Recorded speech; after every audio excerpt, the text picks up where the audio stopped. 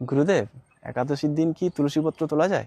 একাদশীর দিন তুলসী পাতা তোলা নিষেধ নয়, তবে দ্বাদশীর দিন তুলসী পাতা তোলা নিষেধ। এবং শাস্ত্রে আরো বলছে, ব্রহ্ম বৈবর্ত পুরাণ মতে আরো কোন কোন দিন তুলসী পাতা তোলা নিষেধ সেগুলি বলছি শোনো, পরে যাতে ভুলে না যান তাই ভিডিওটি শেয়ার করে সেভ করে রেখে দিন। রবিবার, অমাবস্যা, পূর্ণিমা, সংক্রান্তি, গ্রহণের সময়ও তুলসী পাতা তোলা উচিত নয়। এছাড়াও সূর্য ওঠার আগে বা সূর্য ডোবার পরেও তুলসী পাতা কখনো তোলা উচিত নয়। তাছাড়া স্নান না করে অশুচি অবস্থায় গায়ে তেল মেখে অপবিত্র পোশাক পরে কখনো তুলসী পাতা তোলা উচিত নয়। তবে আপনি যদি এই সব দিনগুলোতে, যে দিনগুলোতে তুলসী পাতা তোলা নিষেধ, সেই দিনগুলি আপনি ভগবানকে তুলসী পাতা অর্পণ করবেন কিভাবে?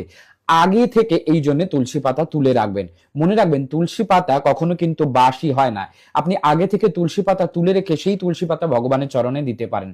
কোনো কারণবশত যদি আপনি আগে থেকে তুলসী পাতা তুলে রাখতে না পারেন বা তুলসী যদি আপনার ঘরে না থাকে, তখন কি করবেন? ভগবানের চরণে দেওয়া তুলসী পাতা বা ভগবানের ভোগে দেওয়া তুলসী পাতা পুনরায় ধুয়ে আবার আপনি ব্যবহার করতে পারেন, আবার ভগবানের চরণে দিতে পারেন বা আবার ভোগে দিতে পারেন। তুলসী পাতা কখনো এঁঠোও হয় না। এই ধরনের ভিডিও আরো পেতে আমাদের ফলো করে পাশে থাকুন। জয় নিতাই, জয় গৌর।